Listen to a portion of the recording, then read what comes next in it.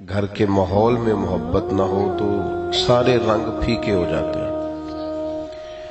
انسان گھر سے جان چھڑاتا ہے، اور اگر محبت ہو تو پیسے تھوڑے بھی ہوں، مکان کچا بھی ہو، پر گزارا بڑا سونا ہوتا ہے. انسانی زندگی میں محبت کی میں نے بہت سارے ایسے سرکاری ملازمین کو دیکھا ہے، وہ تبادلہ نہیں کراتے، حالانکہ انہیں پروموشن بھی ہو رہی ہے اور تنخواہ بھی بڑھ رہی ہے، لیکن کہتے ہیں یہیں رہنا ہے. کیوں جی؟ کہتے دوستوں سے محبت ہو گئی، چھوڑ کے جانے کو جی بہت ساری سہولیات چھوڑ دی، محبت نہیں چھوڑی. انسانی زندگی کے اندر محبت، کچھ لوگ نا بلا وجہ تلخ ہو جاتے ہیں، اور اتنی تلخی ان کی طبیعت میں آ جاتی ہے کہ انہیں پھر زمانے میں کوئی حسن نظر ہی نہیں آتا. میں دوستوں سے ایک بات اکثر کہتا ہوں، میں عرض کرتا ہوں کہ آج کل ہم رہتے ہیں ناراض لوگوں کے درمیان. ہر کوئی کسی نہ کسی سے ناراض ہے، ہم ناراض لوگوں کے بیچ رہتے ہیں، لہٰذا ہم نے بھی ذرا ناراض سے رہنا شروع کر دیا ہے. کسی سے بھی پوچھیں تو وہ ناراض ہے، کوئی کسی سے کوئی کسی سے. اگر مزاج محبت والا ہو جائے نا، پیار والا ہو جائے، تو پھر انسان کی طبیعت بھی محبت والی ہو جاتی ہے. اور محبت اتنی بڑی نعمت ہے، اللہ کا اتنا بڑا فضل ہے اگر یہ ملے، کہ یہ انسان کو اطمینان قلبی دیتی ہے. محبت طبیعت میں ٹھہراؤ پیدا کر. آپ کوئی کام بھی کرتے ہیں، کوئی بھی،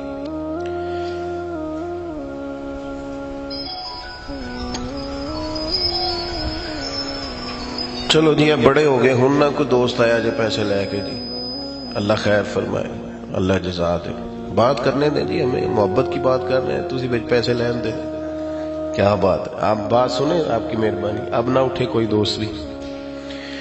عزیز دوست یاد رکھیں گے، آپ محبت تحمل پیدا کرتی ہے، بردباری لاتی ہے. آپ جب محبت کرتے ہیں تو آپ کے گلے ختم ہوتے ہیں، جب محبت کرتے ہیں تو شکوے دور ہوتے ہیں. جب بندہ محبت کی زندگی گزارتا ہے تو اسے اللہ تعالیٰ تسلی اور سکون عطا فرماتا ہے. اللہ تعالیٰ نے جو دین ہمیں عطا کیا ہے نا، دین اسلام، اس دین کا اگر کوئی اور نام رکھا جا سکتا ہے تو دین محبت ہے. اللہ سے بھی محبت، رسول اللہ سے بھی محبت، صحابہ اور اہل بیت سے بھی محبت، اولیاء سے بھی محبت، والدین سے بھی محبت، چھوٹوں سے بھی محبت، غریبوں سے بھی محبت. بس تم محبت کرتے چلے جاؤ گے تو اللہ کے محبوب بن جاؤ گے. قرآن حکیم نے فرمایا والذین آمنوا اشد حبا للہ، فرمایا وہ لوگ جو ایمان لے آئے وہ اپنے رب سے شدید محبت کرتے ہیں،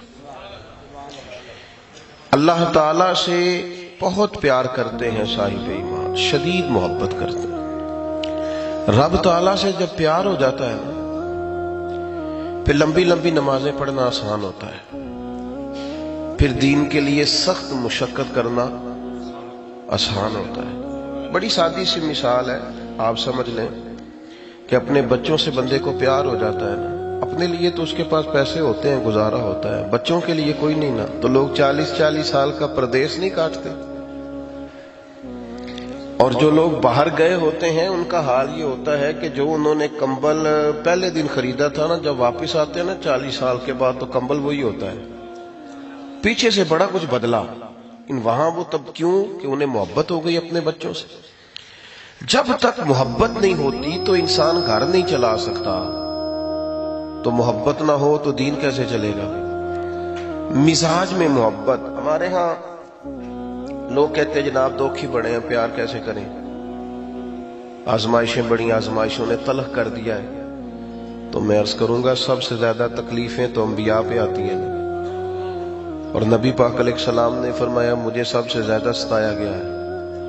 لیکن حضرت عبداللہ ابن حارث فرماتے ہیں جب بھی محبوب کو دیکھا مسکراتے ہی دیکھا. مزاج محبت والی. محبوب نے تو نہیں کہا کہ چونکہ آج بڑا ستایا ہے منافقوں نے لہذا کسی پہ غصہ نکال دیا جائے، معاذ اللہ. حضور نے تو نہیں فرمایا. آپ اپنے لہجے کو بلا وجہ تلخ کر لیتے ہیں. پھر کچھ لوگ کہتے ہیں جناب حالات کی سختی نے تلخ کر دیا ہے. حالات ٹھنڈے کس پہ ہوتے ہیں؟ جتنا بندہ بڑا ہوتا ہے اس کے دکھ بھی اتنے ہی بڑے بڑے ہوتے ہیں. آپ کو اپنے لہجے سے تلخی کو مٹانا ہے. خواجہ نظام الدین صاحب محبوب الہی رحمت اللہ علیہ کے ایک مرید نے آ کے عرض کی تھی حضور بڑی ہو گئی لوگوں سے شفقت، درگزر بڑا ہو گیا، اب جو ہمارے راستے میں کانٹے بچھائے گا نا اٹ سٹ تے پکھڑا کوار گندل اسی اور بھی بوٹیاں جان میں. اب جو ہمارے راستے میں کانٹے بچھائے گا ہم بھی اس کی راہ میں بچھائیں گے. اگر ہم گھر سے نہیں نکل سکتے تو نکلنے اسے بھی نہیں دیں گے. حضور آپ دیکھ لیں گے. تو آ کے دلاتے ہیں بڑے لوگ، جوش دلاتے ہیں، بڑے لوگ ہوتے ہیں جو جذبات کو ابھارتے ہیں. اس نے بھی آ کے کہا حضور درویشی سے گزارا نہیں ہوتا، 2 ہاتھ کرنے پڑتے ہیں. تو خواجہ صاحب مسکرائے، فرمانے لگے آدھے رستے میں اس نے کانٹے بچھا دیے، باقی آدھے میں تو نے بچھا دیے، سڑک تو ساری کانٹوں سے بھر جائے گی. تو راہگیروں کی کیا غلطی ہے؟ تیری اور اس کی لڑائی میں تو ویسے کچھ راہگیروں کے پیر زخمی ہو جائیں گے، تو راہگیروں کی آپ یقین کریں ہماری ذاتی لڑائیوں میں کئی دفعہ بڑے سارے لوگوں کا نقصان ہوتا ہے. آپ کو پتہ ہے میاں بیوی لڑتے ہیں تو سب سے زیادہ نقصان کس کا ہوتا ہے؟ بچوں کا سب سے زیادہ. میں ایک دن بیٹھا تھا، سفر سے آیا تھا تو کھانا کھا رہا تھا تو ایک بچہ روتا ہوا گھر آیا. میں نے سمجھا کسی استاد نے ڈانٹا ہے. جب اس سے بات کی تو کہنے لگا پیر صاحب گھر فون کیتا سی امی ابو پھر پہ لڑتے نے، جدو لڑتے نے تو اسی 4 پہیاں تھلے چھپنے ہیں، ہاتھ پیر کامتے ہیں، دعا کریو گھر کچھ ہو نہ جائے. سخت ترین تلخی. کہتے ہیں میری بہنیں میرے ہم سارے ابو کے آگے ہاتھ باندھتے ہیں، امی کے آگے امی تو چپ کر. کون تکلیف دے رہا ہے یہ ہمارے بچوں کو؟ باہر سے کوئی نہ. ناراض ہونا مجھ سے پر میں صحیح کہہ رہا ہوں. تیری تلخیاں سب سے زیادہ تیری اولاد کو تکلیف دیتی ہیں. تیرا گھر کے اندر ناراض ہونا تیرے گھر کے اندر. اور بہت سارے لوگ ہیں باہر بڑے با اخلاق ہیں، سارا زمانہ کہتا ہے چودھری دی گل ہی بڑی، یہ تو بندہ ہی بڑا کمال ہے، یہ تو پڑھا لکھا ہی بڑا ہے، سیانا ہی بڑا ہے، چودھری بڑا ہے. او بھئی یہ شفقت گھر کیوں نہیں لے کے جاتا تو ساتھ؟ زیادہ ضرورت تو تیرے اپنوں کو ہے اس کی. مزاج میں محبت ہو، لب و لہجے میں حسن ہو. سیدہ طیبہ طاہرہ حضرت عائشہ صدیقہ رضی اللہ تعالی عنہا ام المومنین فرماتی ہیں کریم محبوب جب تک گھر میں رہتے تھے گھر والوں کا کوئی نہ کوئی کام ہی کرتے رہتے تھے. کریں نا 2-4 کام، پیر صاحب بھی، حضرت صاحب بھی، علامہ صاحب بھی، گھر جا کے کوئی حرج ہے؟ اپنا گھر ہے نا، کوئی حرج والی بات نہیں. یہ بھی حضور کی سنت ہے. میرے عزیز لہجے سے تلخی دور کریں، مزاج محبت والا. اور یہ جو اولیاء اور صوفیاء سے محبت کرتے ہیں نا، اس میں ایک بات اچھی طرح سمجھ لیں، ہم خالی ولی سے محبت نہیں کرتے، ولی اللہ سے محبت کرتے.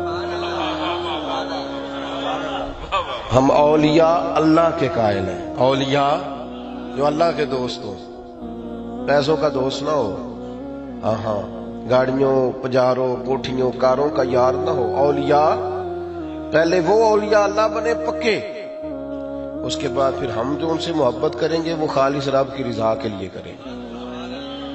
میں آپ کو بہت سارے بزرگوں کی کتابوں کا نچوڑ عرض کرتا ہوں. جو چیزیں ہم نے طے کر لی ہیں نا کہ اصل یہی ہے، وہ اصل نہیں ہے. اللہ والے کے پاس جائیں گے، دعا کرائیں گے، کام چل جائے گا. یہ اللہ والا یہ کام کرے گا، بڑی اچھی بات ہے، دعا سے برکت بھی ہوتی ہے، انکار نہیں، پر اصل ان کا یہ کام ہی نہیں. اولاد کے لیے تویز لینا یہ تو اصل ان کی ڈیوٹی نہیں.